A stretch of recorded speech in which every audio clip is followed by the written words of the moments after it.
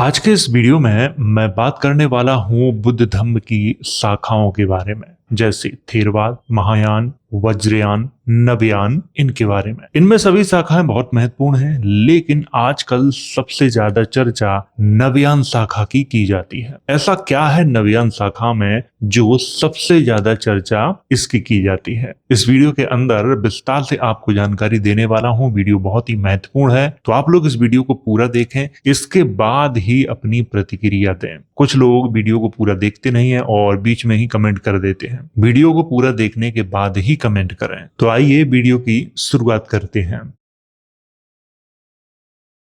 तो सबसे पहले बात करते हैं थेरवाद शाखा के बारे में। थेरवाद का नाम आप सब लोगों ने सुना होगा। थेर शब्द का अर्थ होता है श्रेष्ठ। थेरवाद को ही महायान शाखा के अनुयायियों ने स्थाबिर कहा है। ये भी आपने कहीं ना कहीं इतिहास में जरूर पढ़ा होगा। लेकिन थेरवादियों ने स्वयं को थेर ही कहा है और 4वीं सदी से थेरवाद शब्द का लिखित प्रयोग भी किया है। तो यहाँ पर आपको समय ध्यान रखना है, 4वीं सदी से, ये आपको यहाँ पे ध्यान रखना है। इसका लिखित प्रयोग किया है। बुद्ध धर्म की इस शाखा के ग्रंथ पाली भाषा में लिखे गए हैं। ये भी बहुत ही महत्वपूर्ण है। थेरवाद के जो ग्रंथ हैं वो पाली में आपको मिलेंगे। प्रथम बौद्ध संगति का आयोजन 483 ईसा पूर्व में मगध के राजा अजात शत्रु के द्वारा श्रावण माह में राजगृह की सप्तपर्णी गुफा में करवाया गया था। यहाँ पर जो मैंने सावन माह लिखा हुआ है, यहाँ पर कुछ लोगों को आपत्ति हो सकती है। मैं आपको बता दूं कि पहला जो महीना था उसमें तो व्यवस्था की जो जिम्मेदारी थी उसी में वो गुजर गया था। सही ये स्टार्ट हुआ था सावन माह से, ये आपको यहाँ पे ध्यान रखना है। इस संगति की अध्यक्षता भदंत महाकश्यप, जिन्हें महाकश्यप के नाम से आप लोगों ने पढ़ा होगा इतिहास में, उपाली के द्वारा की गई थी। महाकश्यप उपाली ने समन और समनियों के लिए मठ के नियमों को लिखित रूप प्रदान किया था। उसी को विनय पिटक कहा जाता है। विनय पिटक का मतलब है जिसमें शमन और शमनियों के नियम थे। तथागत बुद्ध के शिष्य भदंत आनंद ने बुद्ध के धम्म को लिखित रूप प्रदान किया था। उसी को सुत्त पिटक कहा जाता है। ये भी आपको यहाँ पे ध्यान रखना है। ये प्रथम बौद्ध संगति की बात हो रही है।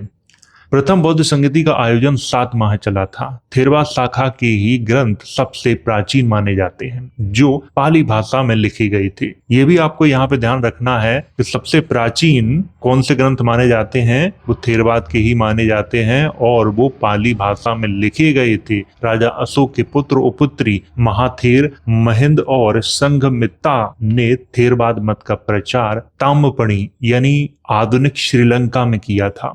यहाँ पे आपको ये भी ध्यान रखना है, महिंद सही नाम है, महेंद्र नहीं है, और संघमित्रा नहीं है, संघमित्ता है। यहाँ पे जो महाथेर इसलिए लिखा गया है क्योंकि ये थेरवाद परंपरा के अनुयायी थे, इसीलिए लिखा गया है। तो इन दोनों ने कहाँ प्रचार किया था? श्रीलंका में प्रचार किया था। द्वितीय बौद्ध संगति का आयोजन 383 ईसा पूर्व में नागवंश के राजा कालाशोक के शासनकाल में वैशाली में किया गया था। इस संगति में तथागत बुद्ध का जो संघ था वो 2 भागों, थेरवाद और महासंघिक में विभाजित हो गया था। थेरवादी परंपरा में तथागत की मूल शिक्षाओं पर विश्वास किया जाता है। थेरवादी परंपरा के अनुयायी ध्यान और विनय के नियमों के माध्यम से व्यक्ति की मुक्ति अर्थात अरहत प्राप्ति पर जोर देते हैं। थेरवादियों का मानना है कि तथागत बुद्ध एक महामानव थे जिन्होंने मुक्ति का मार्ग सिखाया था। यहाँ पर कुछ चीजों की थोड़ी सी चर्चा कर लेते हैं। तथागत, इसका मतलब क्या होता है? क्योंकि आप लोगों ने ये शब्द बहुत जगह पे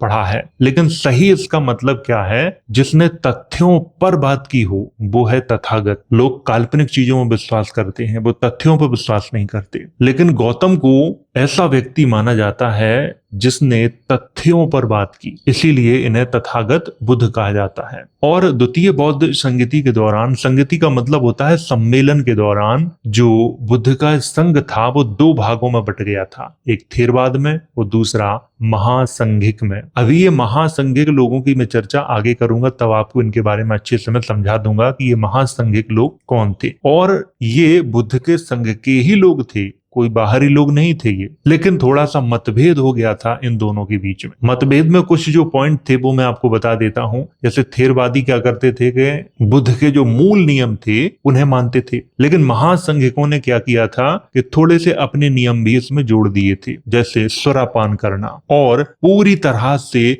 मठ के नियमों का पालन न करना, सूरज ढलने के बाद खाना खा लेना और दिन में एक बार से ज्यादा खाना खा लेना। ऐसे उनके कुछ नियम थे, वो उन्होंने अलग बना लिए थे, लेकिन प्रारंभ में दोनों एक ही थे, ये भी आपको समझना है। और थेरवादियों ने क्या किया था कि वो बुद्ध के जो मूल नियम थे उनको मानते थे, ध्यान और विनय के नियमों का पालन करते थे और अरहत की प्राप्ति पर जोर देते थे। इसमें जो थेरवादी परंपरा है इसमें अरहत के पद को बहुत महत्व दिया जाता है, ये भी आपको ध्यान रखना है। और थेरवादियों के अनुसार तथागत बुद्ध भगवान नहीं थे, ना ईश्वर थे, ना परमेश्वर थे, वो एक महामानव थे जिन्होंने उन्हें मार्ग दिखाया था। थेरवादियों का जो अंतिम उद्देश्य होता है वो निर्वाण या अरहत को प्राप्त करना होता है, और अरहत शब्द का प्रयोग जैनों में भी किया जाता है। इसलिए कभी कभी कुछ जैन आपको ये कहते हुए भी मिल जाएंगे कि अरहत शब्द बौद्धों ने हमसे लिया है, जबकि ये सच नहीं है, बौद्धों में ये बहुत पहले से था। आगे लिखा है, थेरवादी दान, स्वानुशासन, धैर्य, करुणा, ज्ञान, संकल्प, प्रेम, समान भाव, शांति भाव जैसे गुणों पर अधिक जोर देते हैं। थेरवादी अनुयायियों का मानना है कि प्रत्येक व्यक्ति को स्वयं ही मुक्ति के लिए कर्म करना पड़ता है। हाँ, ये बात तो बिल्कुल सही है और इस बात को हर कोई स्वीकार भी नहीं कर सकता। जैसे थेरवाद के अनुयायी हैं वो ऐसा मानते हैं कि अगर आपको मुक्ति चाहिए तो आपको स्वयं ही कर्म करना पड़ेगा, लेकिन महायानी इसका उल्टा बताते हैं कि अगर आपको मुक्ति चाहिए तो आप भक्ति करो, पूजा करो, इनसे आपको मुक्ति मिल जाएगी। जबकि भक्ति से, पूजा से मुक्ति का कोई भी साधन नहीं जुड़ा हुआ है। थेरवादी कर्म को महत्व देते हैं और कर्म भी धम्म के अनुसार किया गया हो वो कर्म। और थेरवादी मानते हैं कि बिना किसी भेदभाव के दूसरों की खुशी में खुश होना और बदले में उनसे किसी भी प्रकार की कोई अपेक्षा ना करना ही उनका प्रमुख जो कर्तव्य है वो है। यानी सामने वाला अगर खुश है तो आप उसकी खुशी में अपनी खुशी समझो और उससे कोई आशा मत करो कि ये आपको इसके बदले में कुछ देगा, ये भी आशा मत करो। लेकिन महायानी इसके उल्टे हैं, उन्हें दान दक्षिणा दो, पैसा भी दो। हालांकि सभी महायानी ऐसे नहीं हैं, लेकिन जिन जिन से मेरी मुलाकात हुई है उनमें अधिकतर लोग मुझे ऐसे ही मिले हैं।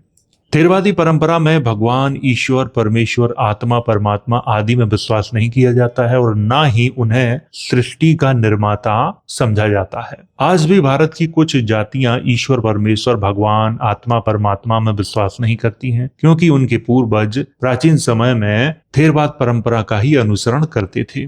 यहाँ पर भी थोड़ी सी बात कर लेते हैं। भगवान को मानना या ना मानना ये अपने विवेक पर निर्भर करता है। थेरवादी जो लोग हैं वो ईश्वर, परमेश्वर, भगवान, आत्मा, परमात्मा में विश्वास नहीं करते हैं, लेकिन इसके विपरीत महायानी इन सब में विश्वास करते हैं। और भारत में आज भी कुछ जातियां हैं जो ईश्वर, परमेश्वर, आत्मा, परमात्मा, भगवान आदि में विश्वास नहीं करती हैं। इसका कारण ये है कि उनके जो पूर्वज थे प्राचीन समय में इसी थेरवाद परंपरा के अनुयायी थे, लेकिन बीच में मुस्लिम काल में वो भटक गए और आज फिर से वो इसी परंपरा का अनुसरण करते हैं। थेरवाद परंपरा का अनुसरण करने वाले देश श्रीलंका, थाईलैंड, कंबोडिया, म्यांमार और लाओस हैं। जिन देशों में महायान शाखा का प्रभाव है, जैसे भारत, चीन, नेपाल, उत्तर कोरिया, दक्षिण कोरिया, वियतनाम, फिलीपींस, ताइवान में अल्पसंख्यक के रूप में मौजूद हैं थेरवादी लोग। ऐसा नहीं है कि कहीं महायानियों का दबदबा है तो वहां थेरवादी नहीं है, बिल्कुल है। वहां जहां थेरवादियों का दबदबा है वहां भी महायानी है,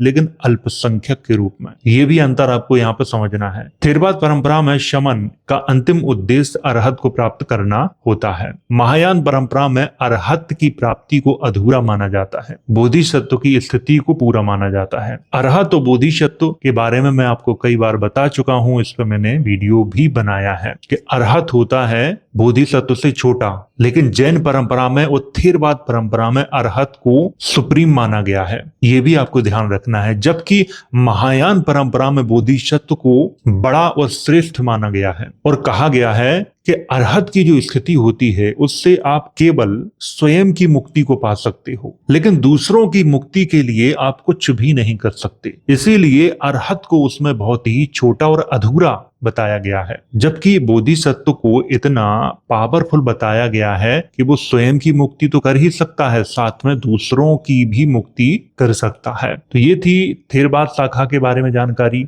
अब बात करेंगे महायान शाखा के बारे में। तो यहां से शुरू होती है महायान शाखा के बारे में जानकारी। महायान का अर्थ होता है बड़ा वाहन। अब इसे महायान क्यों कहा गया? क्योंकि इसमें आम जनता भी शामिल थी। थेरवाद परंपरा में कम थी, लेकिन आम जनता उसमें भी शामिल थी। उसमें आम जनता को इतना महत्व नहीं दिया जाता था जितना महायान शाखा में आम जनता को महत्व दिया गया। और ऐसा क्यों किया गया? क्योंकि महायानियों ने मूर्तियां बना के सीधे तौर पे उनका व्यापार किया है, लोगों से पैसा कमाया है, और ये चीज आज भी आप हमारे देश में देख सकते हो। आगे बात करते हैं। द्वितीय बौद्ध संगति का आयोजन 383 ईसा पूर्व में नागवंश के राजा कालासो के शासन काल में वैशाली में किया गया था। इस संगति में तथागत बुद्ध का जो संघ था वो दो भागों थेरवाद और महासंघिक में विभाजित हो गया था। और महासंघिक जो लोग थे वो चैत्यवादी भी कहे जाते थे। इन्हीं चैत्यवादियों ने क्या किया था कि कुषाणों के साथ मिलकर कश्मीर में महायान शाखा की नींव डाली थी। ये बहुत ही अच्छा पॉइंट है, इसको आप लोग जरूर ध्यान रखें। ऐसा नहीं है कि कुषाण बाहर से आए और हमारे देश में आकर उन्होंने एक नई महायान शाखा क्रिएट कर डाली। इसमें पूरा जो सहयोग था महासंघिक चैत्यवादी लोगों का था। और ये महासंघिक चैत्यवादी जो लोग थे ये भी बुद्ध के संघ के ही लोग थे, ये कोई अलग लोग नहीं थे।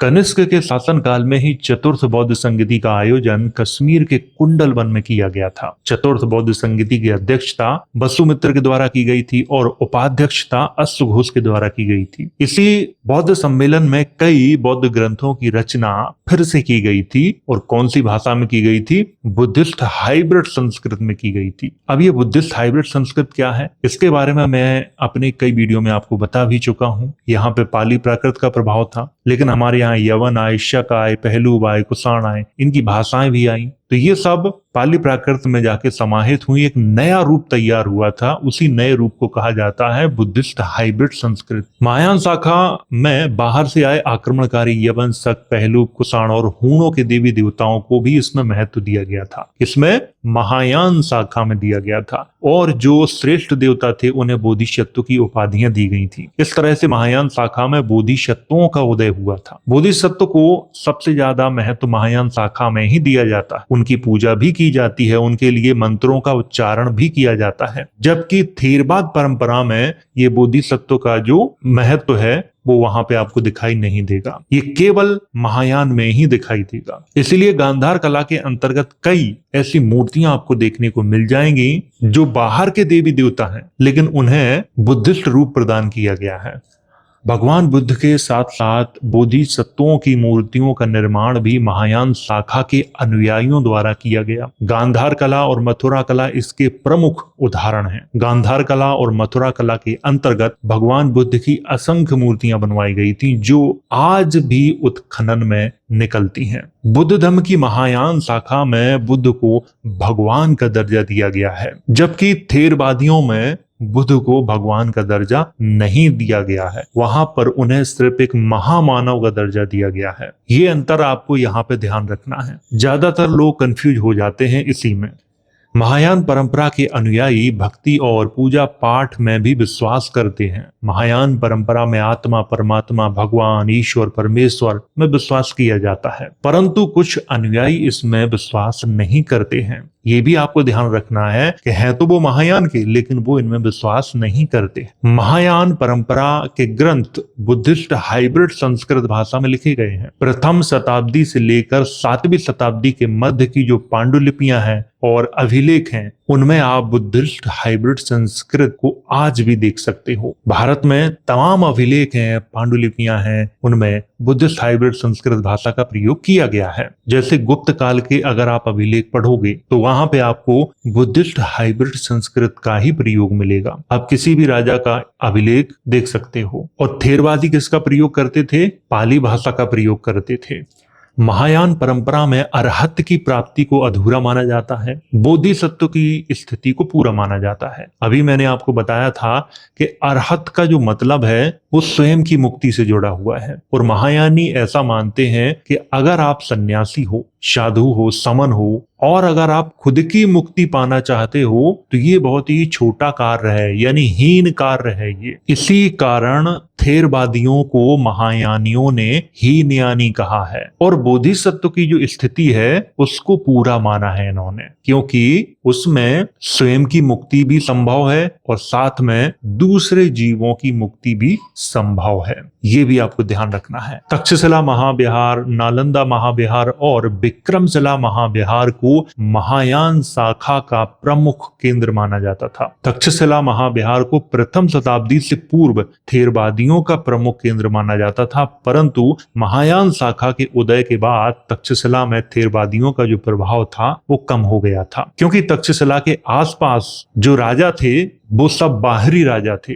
जैसे यवनों का वहां राज्य था, कुषाणों का भी राज्य रहा, वहां शकों का भी राज्य रहा। इस समय थेरवादियों का प्रभाव कम हो गया था और महायानियों का जो प्रभाव था वो बढ़ गया था।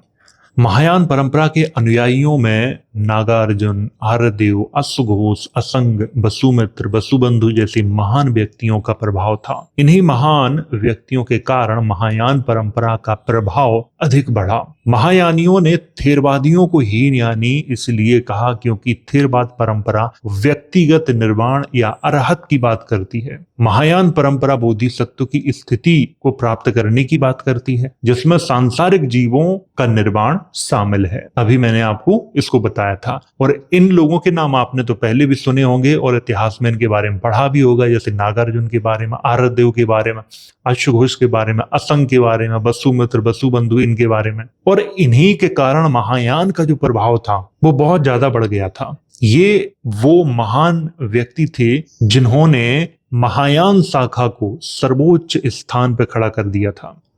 महायान परंपरा के प्रमुख बोधिसत्व अवलोकितेश्वर, मंजूश्री, तारा, मैत्रेय, सामंत भद्र, क्षितिगर्भ, वज्रपाणी आदि हैं। और इनमें से मैंने अवलोकितेश्वर के बारे में आपको बताया है, जो कि सबसे प्रमुख माने जाते हैं। मंजूश्री भी माने जाते हैं, तारा भी मानी जाती हैं, मैत्रेय भी माने जाते हैं, वज्रपाणी भी माने जाते हैं, सब माने जाते हैं, लेकिन सबसे जो प्रमुख है वो अवलोकितेश्वर का स्थान है। अवलोकितेश्वर को बुद्ध की करुणा का प्रतीक माना जाता है। इनका जो स्वरूप है वो दो प्रकार का है, ये महिला के रूप में भी हैं और पुरुष के रूप में भी हैं। महायान परंपरा के अनुयायी जो देश हैं, भारत, नेपाल, चीन, दक्षिण Korea, Japan, Vietnam, Taiwan, Indonesia, Malaysia, Philippines आदि। महायान परंपरा से ही जैन, वज्रयान, तंत्रयान, सहजयान और काल चक्रयान परंपरा का उदय हुआ। यहाँ पर मैं थोड़ा आपको समझाना चाहूंगा कि महायान परंपरा से ही जैन, वज्रयान, तंत्रयान, सहजयान और काल चक्रयान परंपरा का उदय हुआ था। अब यहाँ पे जो जैन परंपरा है इसके बारे में बहुत कम लोगों ने सुना होगा। आप गूगल पे जैन बुद्धिज्म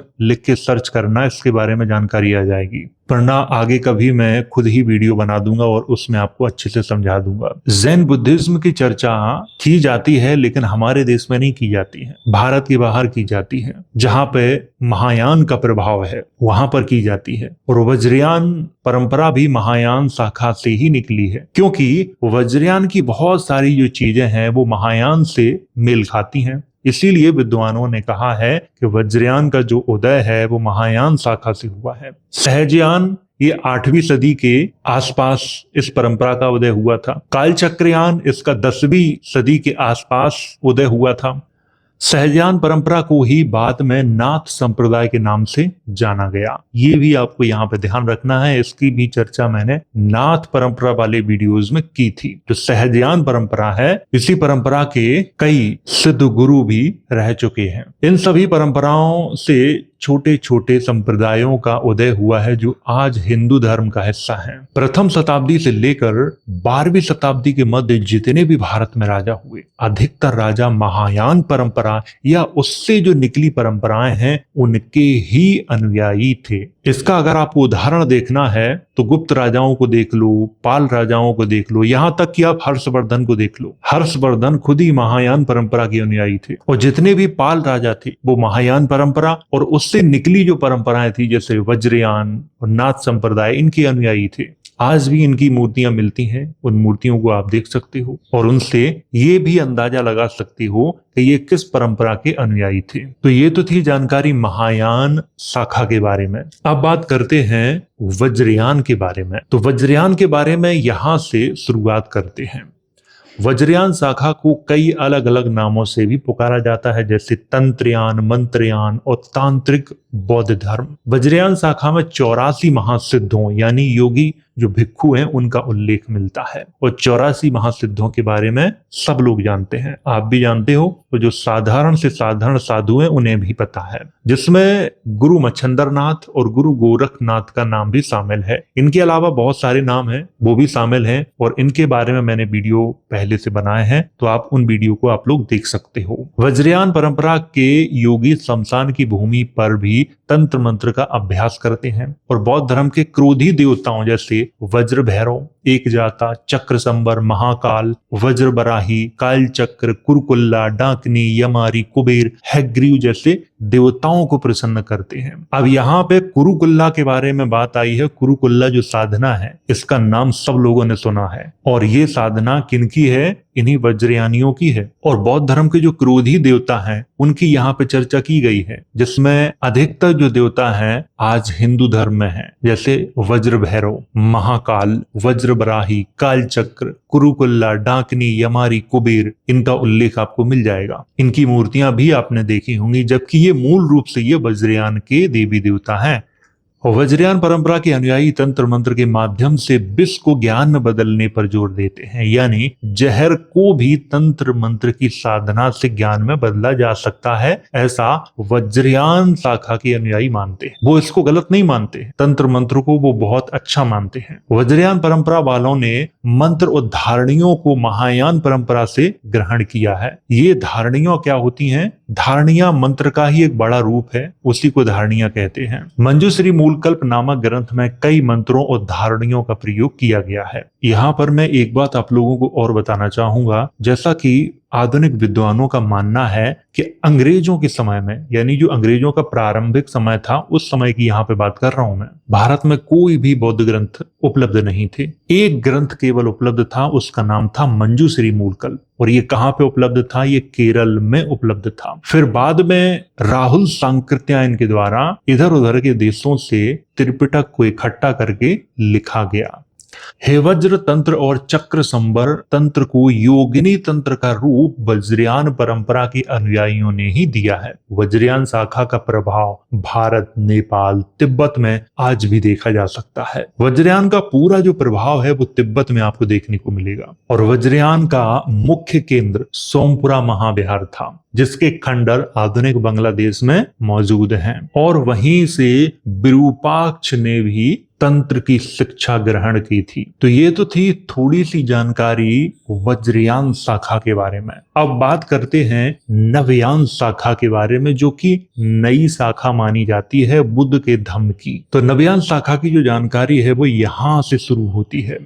नवयान शाखा को बुद्ध के धम्म की सबसे नई शाखा माना जाता है, जिसकी शुरुआत डॉक्टर बाबा साहब अम्बेडकर के द्वारा की गई थी। इस शाखा के अनुयायी उन नियमों और प्रतिज्ञाओं को मानते हैं जो बाबा साहब अम्बेडकर के द्वारा शुरुआत में तय की गई थी। नवयान शाखा के अनुयायी अम्बेडकरवादी बौद्ध भी कहे जाते हैं। नवयान शाखा के अनुयायी बाबा साहब अम्बेडकर के द्वारा निर्धारित की गई 22 प्रतिज्ञाओं का पालन करते हैं। ये 22 प्रतिज्ञाएं 14 अक्टूबर 1956 को डॉक्टर बाबा साहब अम्बेडकर के द्वारा निर्धारित की गई थी। इसी दिन डॉक्टर बाबा साहब अम्बेडकर ने लगभग 5 लाख अपने अनुयायियों के साथ बुद्ध के धम्म को स्वीकार किया था। इतना तो आप लोगों ने सुना भी होगा और पढ़ा भी होगा।